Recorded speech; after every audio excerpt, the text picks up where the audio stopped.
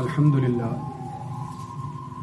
للہ رب العالمین والعاقبۃ للمتقین والصلاة والسلام علی نبیہ الکریم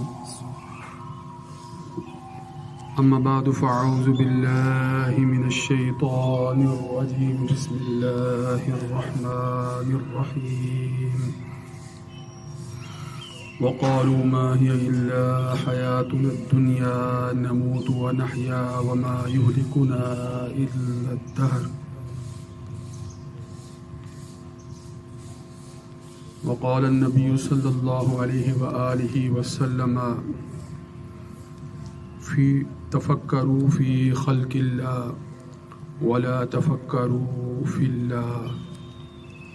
وقال الله تبارك وتعالى إن الله وملائكته يصلون على النبي يا أيها الذين آمنوا صلوا عليه وسلموا تسليما اللهم صل على سيدنا ومولانا محمد وعلى آله وأصحاب سيدنا ومولانا محمد وبارك وسلم عليه. سامعین محترم، گزشتہ چند جمعوں سے جو گفتگو چل رہی ہے اس میں نے آپ کو مذہب کی بنیادی ضرورت کے متعلق آگاہ کیا کہ مذہب انسان کی بنیادی ضرورت ہے، اور پھر میں نے آپ کو لا مذہبیت یا لا دینیت سے متعلق بھی آگاہ کیا، اور اسی ضمن میں جو جدید لا دینی مذہبی تصادم نظر آتا ہے اس سے متعلق بھی کچھ پہلو سے میں نے گفتگو کی تھی. میں آپ کے سامنے آج اسی ضمن میں ایک اہم نقطہ جو ہے وہ اس کی وضاحت کرنا چاہتا ہوں. وہ نقطہ یہ ہے کہ لا دینیت کہیں، لا مذہبیت کہیں یا دہریت کہیں،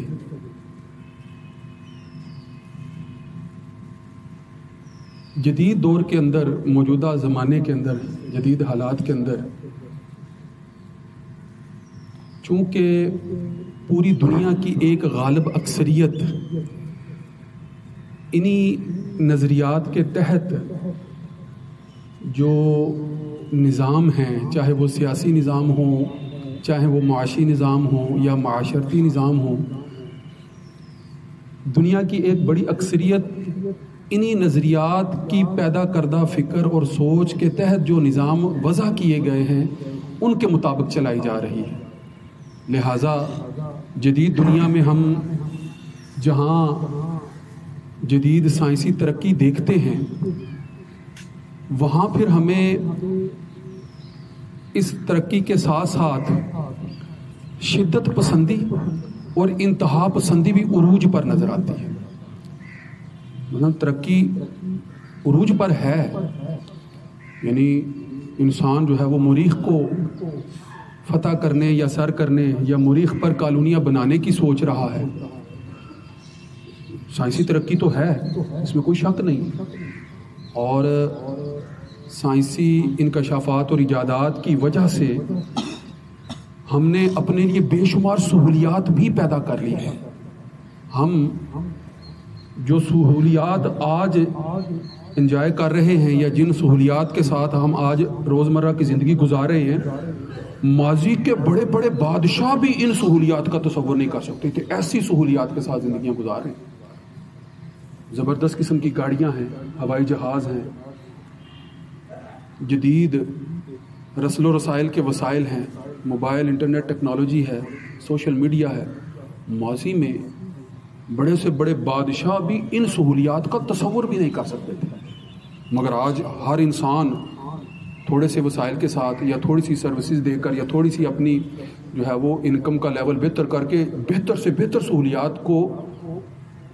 استعمال کر سکتا ہے، انجوائے کر سکتا ہے.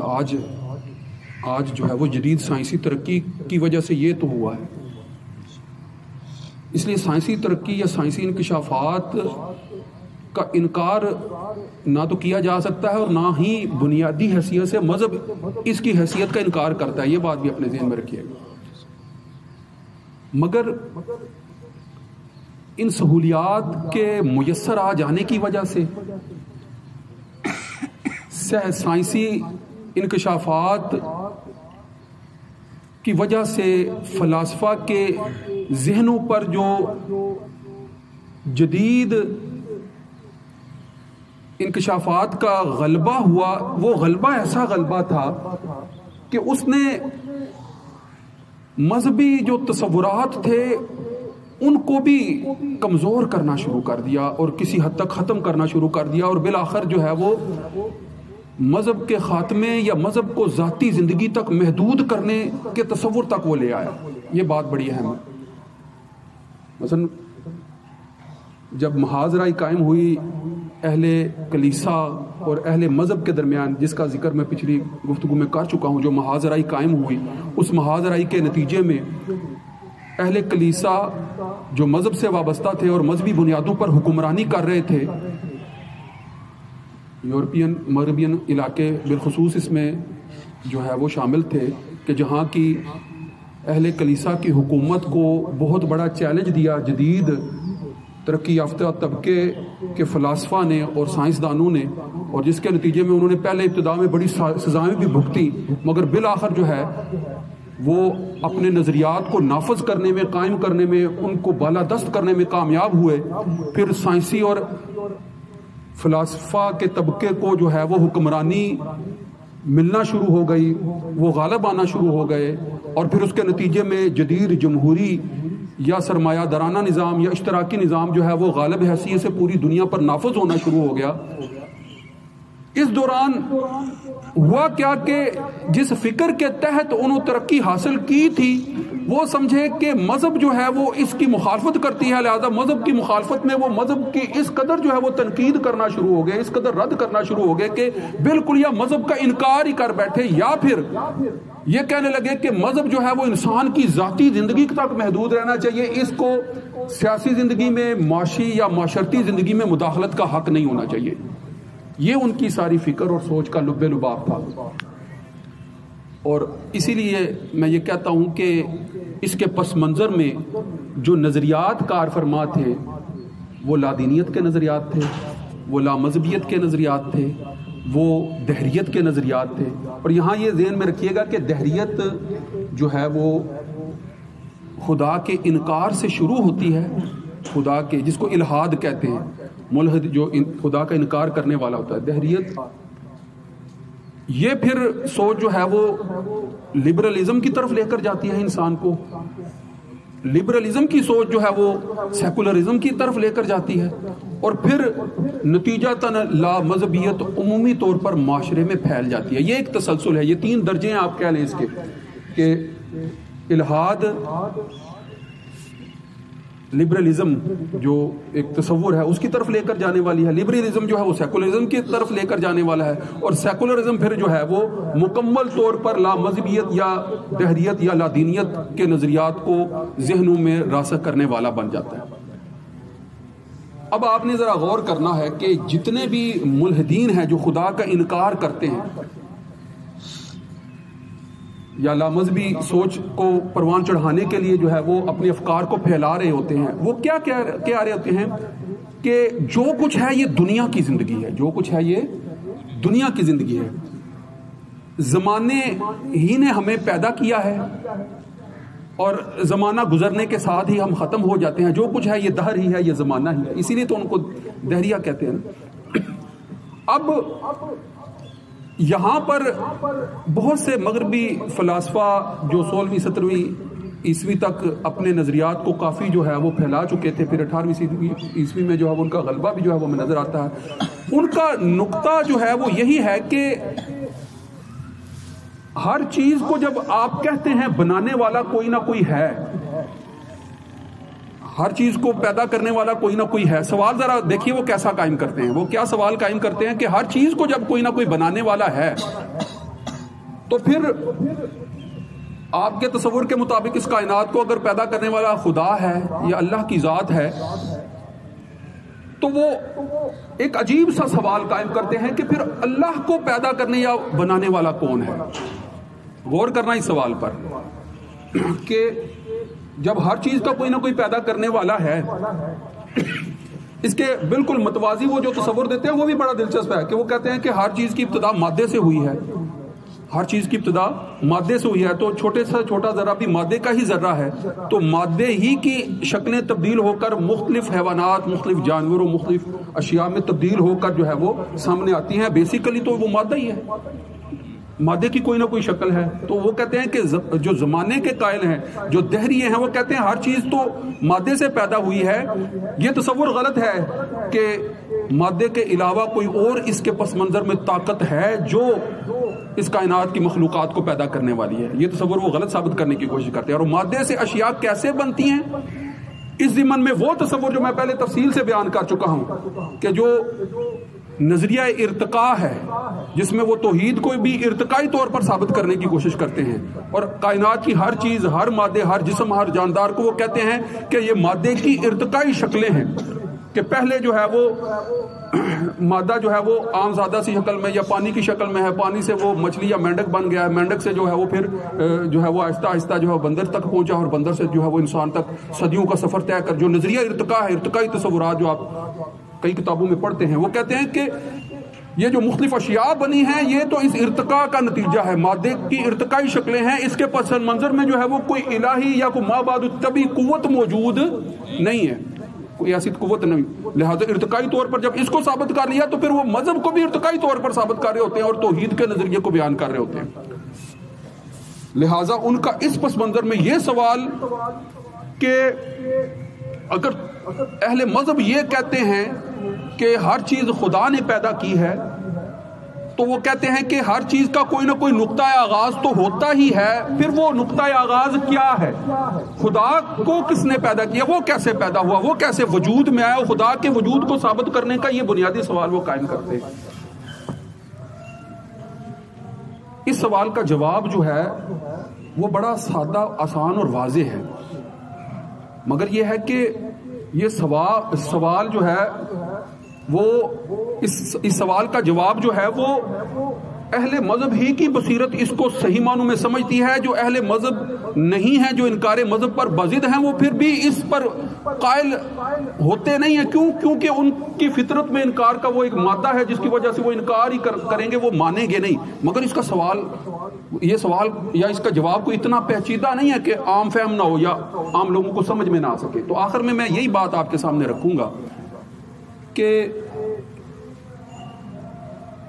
یہ بنیادی سوالات جو ہیں وہ پھر ایک دوسرے سے ملتے جلتے ہیں کہ خدا اگر ہے تو پھر کہاں ہے، وہ نظر کیوں نہیں آتا ہے،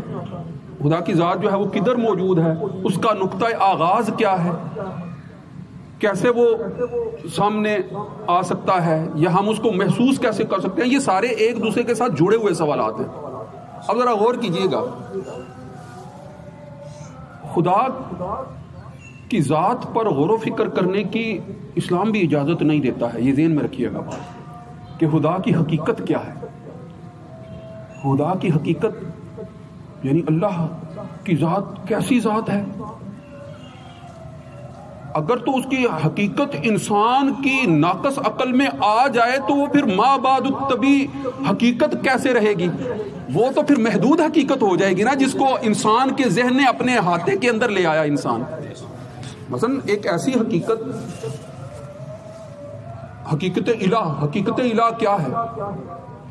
حقیقت الہ مثلا جس کے متعلق اللہ اپنا تعارف کرواتے ہوئے